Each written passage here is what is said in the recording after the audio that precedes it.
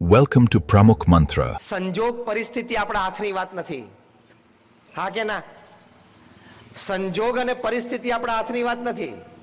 બનવા જોગ તો ઘણું બધું બની શકે, પણ એમાં વિચારો સારા રાખવા, વિચારો ઉચ્ચ રાખવા, વિચારો પવિત્ર રાખવા, એટલું તો આપણા હાથની વાત છે કે નહીં? Yes or no?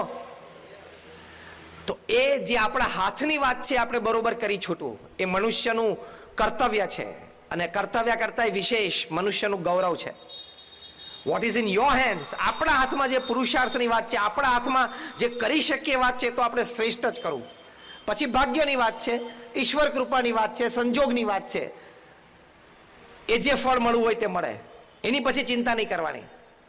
Do your duty well, execute it વેલ. આપણી જે જવાબદારી છે, આપણું જે કામ છે, એ આપણે શ્રેષ્ઠતાપૂર્વક કરવાનો પ્રયત્ન કરવો, તો એ પ્રથમ પગથિયું છે. Life is beautiful. જીવન છે સૌંદર્ય ભર્યું છે, અને તમે સારી રીતે કામ કરો, શ્રેષ્ઠતાથી કામ કરો, તો ચોક્કસ જીવનમાં કાર્ય સંબંધી નાની મોટી સફળતા તો મળે જ. જો તમે નૈતિક પ્રામાણિક પુરુષાર્થ કરો, સફળતા મળે જ.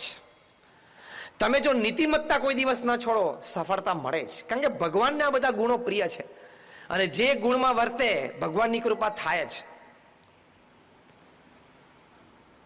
તો એ પ્રથમ પગથિયું છે. Life is beautiful. સચિન તેંડુલકરે જ્યારે ઇન્ટરનેશનલ ક્રિકેટમાં 20 વર્ષ પૂરા કર્યા, ટાઈમ્સ ઓફ ઇન્ડિયા મુંબઈએ સ્પેશિયલ એડિશન તૈયાર કરેલું, સ્પેશિયલ સપ્લિમેન્ટ તૈયાર કરેલી. એમાં સચિન તેંડુલકરનો ઇન્ટરવ્યુ લીધેલો. એમાં એમને પૂછવામાં આવ્યું કે what is the secret of your success, તમારી સિદ્ધિનું રહસ્ય શું છે? કારણ કે 20 વર્ષ સુધી કોઈ પણ ક્ષેત્રમાં આંતરરાષ્ટ્રીય કક્ષાએ પરફોર્મન્સ આપવું એ કોઈ સામાન્ય વાત નથી. જબરજસ્ત ફિઝિકલ ફિટનેસ જોઈએ, મેન્ટલ ટફનેસ જોઈએ, ઇમોશનલ બેલેન્સ જોઈએ, નહીં તો શક્ય જ નથી. સચિન તેંડુલકરે વાત કરી કે at 6 AM I am at the nets.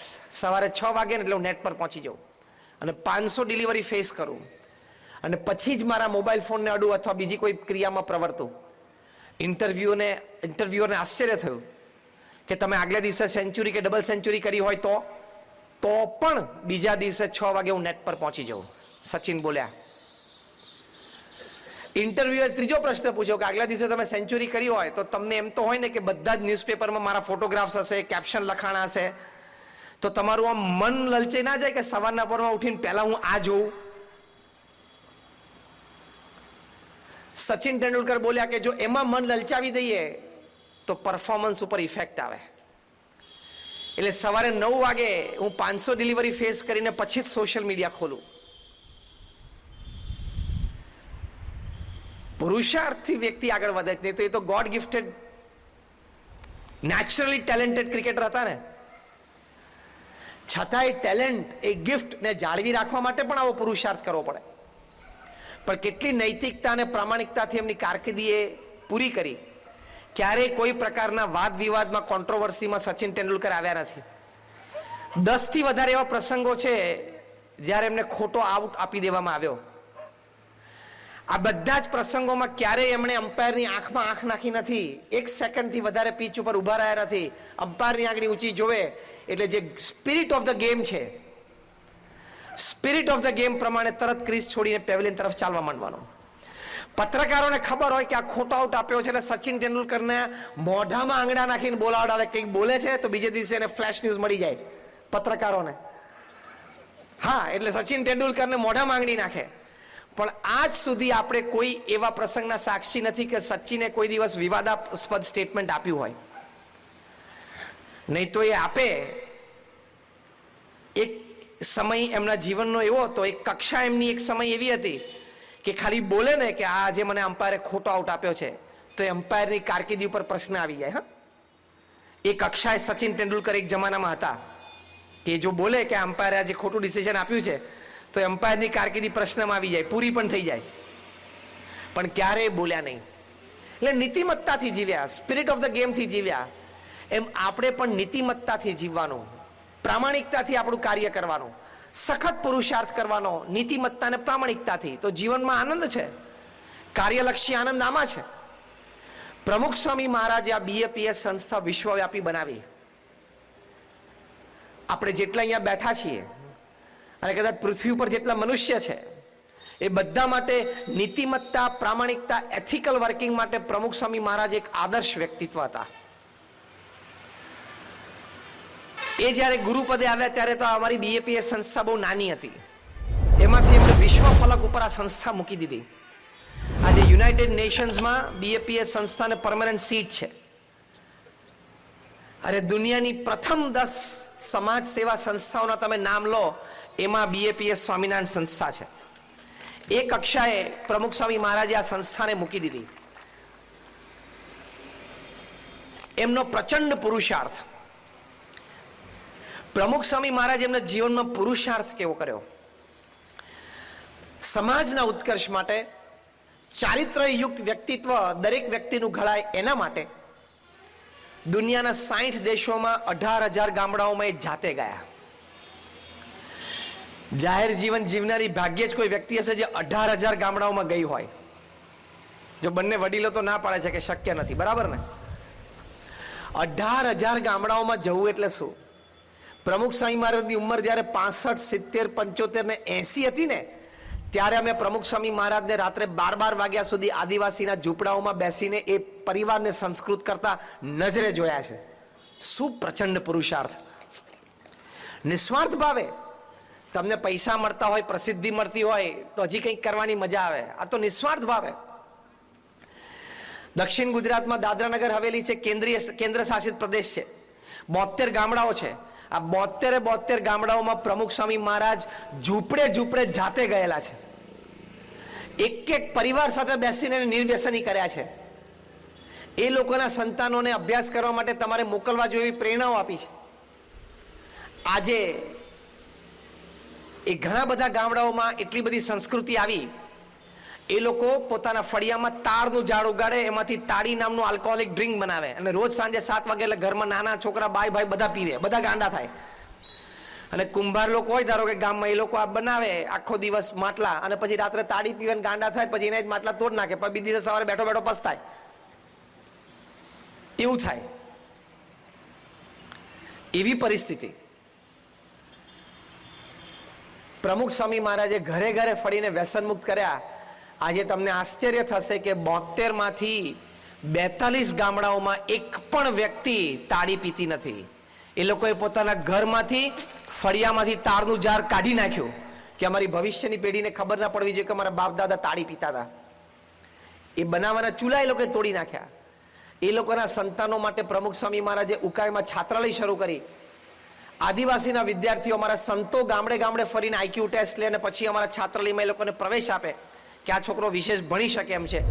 માતા પિતાને પરિવારની અનુમતિ લઈને અમે એમને લઈ આવીએ, સંપૂર્ણ ફ્રી ઓફ કોસ્ટ. એ જેટલા વર્ષો ભણે, જેટલું ભણે એ સંપૂર્ણ ફ્રી. આજે એમાંથી કદાચ 150-200 થી પણ વધારે આદિવાસી બાળકો ડોક્ટર, એન્જિનિયર અને ચાર્ટર્ડ એકાઉન્ટન્ટ થયા. આ તો મેં તમને પ્રમુખ સ્વામી મહારાજની એક કહાની કીધી. આવી તો એમના જીવનની સેંકડો કહાની છે. એ કેમ જીવનમાં કાયમ આનંદમાં રહેતા? એનું એક કારણ આ છે કે એમના જીવનમાં એમને પ્રચંડ પુરુષાર્થ નિસ્વાર્થ ભાવે નીતિમત્તાથી કર્યો. કારણ કે આ 70-80 વર્ષનો ખેલ છે.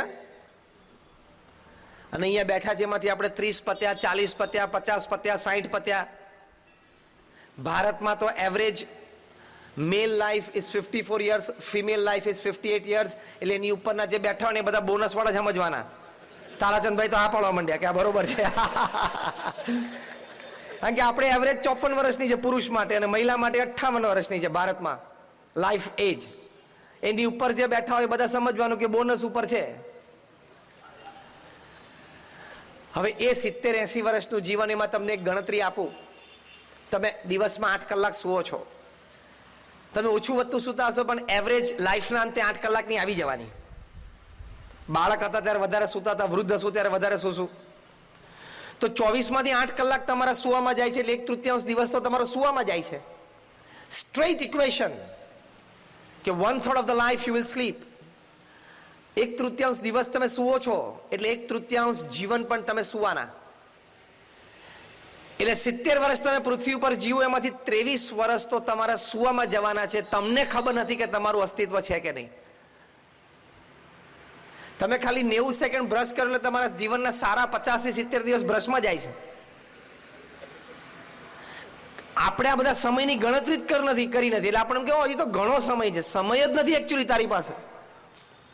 હવે અરીસાની સામેના સમય તો હું તમને ગણાવતો નથી, કારણ કે દરેકના જુદા જુદા હોય. આમ સીધો ઊભો રહીને જોવે, પછી થોડોક આમ આડો થાય, પછી પાછો આમ આડો જોવે. હવે તારામાં કોઈ ફેર થવાનું નથી. જે બીબું ઘડાઈ ગયું એ ઘડાઈ ગયું છે. પણ પેલા અરીસાની સામે ઉભા હોય ને દરેક વ્યક્તિને મનમાં એમ થાય કે ભગવાને આ 10% જો અહીંયા કંઈક સુધારો કરી દીધો જ ને તો એકાદા વુડમાં ચાલી જાત. બોલીવુડ, હોલીવુડ, ટોલીવુડ, કોલીવુડ, ફોલીવુડ જેટલા વુડ છે પૃથ્વી ઉપર લાકડા, એમાંથી એકાદા લાકડામાં ચાલી જાત. અમે કચ્છીઓને લાકડાનો ધંધો ફાવે છે. અમે બહાર બધે જઈએ છીએ, બેંગ્લોર આ બાજુ મહારાષ્ટ્રમાં તો ખૂબ કચ્છીઓને મળીએ છીએ અને બધા લાકડાના ધંધામાં જ છે. એટલે એકાદા લાકડામાં ચાલી જાત. પણ એ ભગવાને છે ને એ બાકી રાખ્યું 10%, જેથી શું ઓડિયન્સ ભરાય ને થિયેટર ભરાય. બધા પછી સ્ક્રીન ઉપર ચડી જાય તો ત્યાં ક્યાં આટલી બધી જગ્યા છે. અત્યાર સુધીની જે આ વાત થઈ એમાં આટલું સમજવાનું કે 21મી સદીમાં આપણે સુમેળે સંતોષયુક્ત આનંદયુક્ત જીવન જીવવું હોય